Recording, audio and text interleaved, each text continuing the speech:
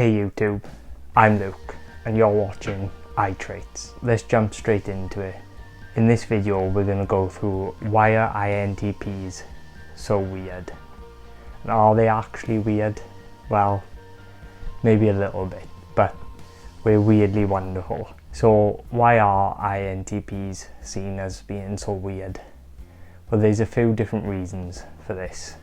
One of them is probably that we just see the world so differently to others. We're constantly analysing and reanalyzing things, and we can kind of get stuck inside our own heads. So sometimes people have a hard time relating to us. Another reason INTPs can be seen as being so strange is maybe because they make up only around 3% of the population. They're quite a rare personality type. As an INTP myself, I often feel misunderstood by people, like no one around me understands me. I think it's also because sometimes we don't try to fit in. We don't mind being the outsiders and being seen as a little bit strange. But this in itself can make people feel disconnected towards us. But I think the way that we view the world makes us special, not weird. But it can definitely be challenging for somebody who feels misunderstood by most people they encounter.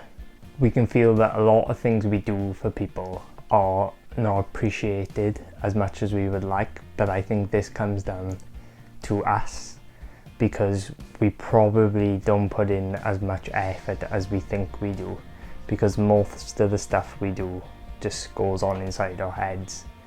And it's hard for other people around us to see that as work, even though we don't stop thinking, analysing and coming up with ideas in our brain. A lot of the time we don't put them into action. So a lot of people just see us as lazy and maybe self-centered and a little weird. So these are some things for which people may misinterpret you for being weird. Number 1. You are a walking, talking encyclopedia of knowledge. Now, I don't know about you fellow INTPs, but I store a lot of, some would call them useless facts inside my brain, and I just love sharing them with anybody I come into contact with. We're all about facts, facts and more facts. And we also like to be correct about things, and we deal with everything very logically. This can be very intimidating for people because it's hard to have an argument or discussion with somebody that's always one step ahead of you. It's quite easy for us to speak and speak and speak in discussions, mostly ramble, but we go over the discussion / argument in our brains about 20 times before we've even had the conversation with someone. So even though we may not always be right, we like to think we are, and we will just keep true to ourselves the whole way. So yeah, that can be intimidating for people. So what can you do about this, and how can you make people feel less intimidated around you and think you're not as strange? So basically the main thing you can do here is to make sure you simplify everything you say to people. It's great that you're a walking database and you like to enlighten people about all the things you know, but some people can't handle all that information in one go, so you need to break it up and simplify it for people so you don't make their heads explode, basically.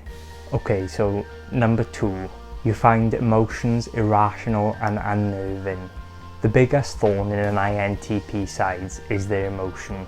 You can get so focused on facts and enlightening people that you totally forget about the human factor. This can make you seem rather robotic and emotionless. It's hard for you to own up to feelings such as anger, shame and disappointment because your mind just constantly wants to rationalise these feelings. But when you actually do express your feelings, it can be like a dam bursting and they can all flood out in one go. And this can be pretty terrifying for everyone in the room.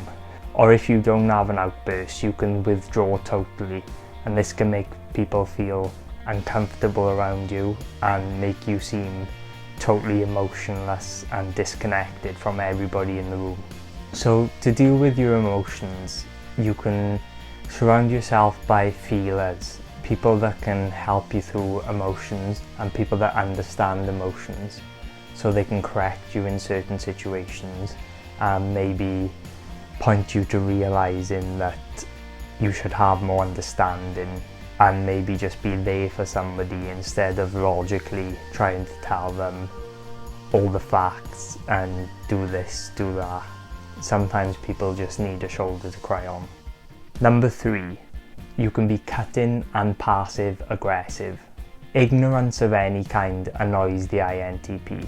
You immediately turn off from people who assume they know all the facts about a situation when they clearly don't. If somebody seriously annoys you, there's a risk that you'll display passive-aggressive tendencies, such as popping on your headphones or deliberately ignoring the conversation, or not answering the phone for days or months. Okay, so how can you deal with your passive-aggressiveness? Well, you're not quick to judge people or to cut people off, and you're usually not being judgmental towards the person, but maybe just the argument they're trying to put forward. But even so, sometimes there is such thing as being too honest. And sometimes it's just best to keep quiet. Number 4, you have the attention span of a goldfish. Okay, so this comes back to the whole thing of INTPs being perceived as lazy. We're not lazy, we just get stuck inside our own brains. In fact, we're extremely good at concentrating, but only on things that are important to us and things that we are interested in. We can think for hours about these things and we absorb every piece of information we can about them easily with no effort. It's fun. But as soon as somebody tries to feed us information we're not interested in, or there's something that they want us to do in a certain way or think about in a certain way, that's where we just stop. The walls go up, we don't want to know about it. And if we do, we'll find our own way to do it. And we'll brainstorm a million ideas. We're not too good with instruction. But the problem is we tend to have too many ideas. This can lead to procrastination and we can end up getting nothing done.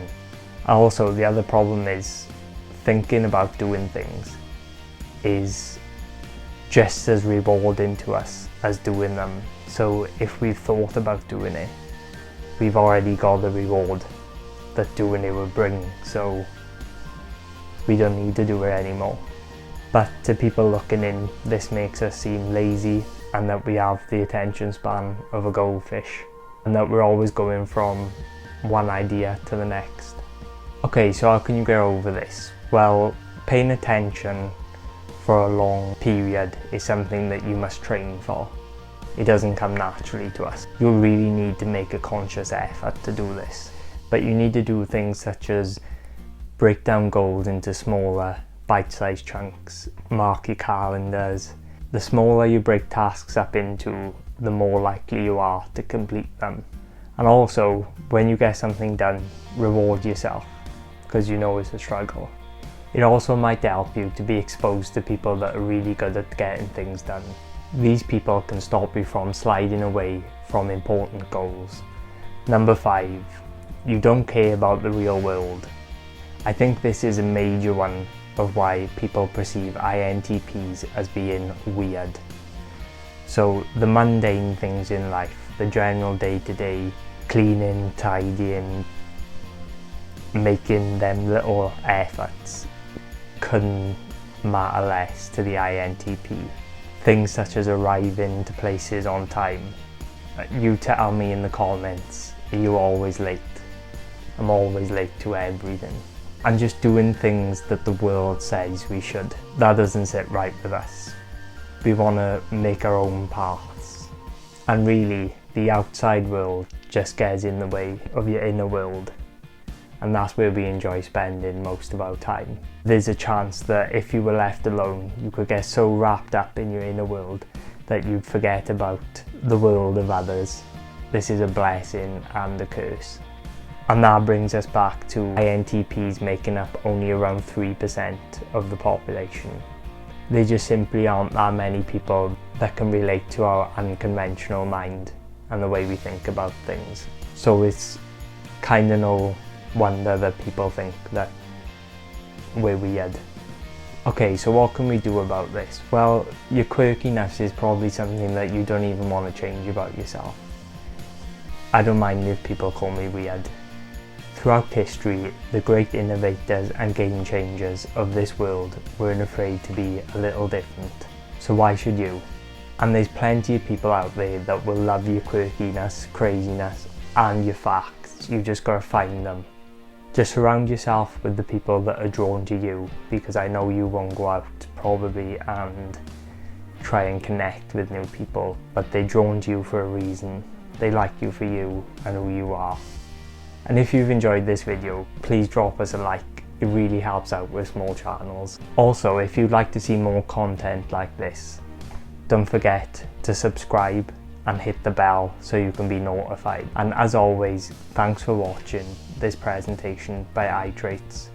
And remember, knowledge is power.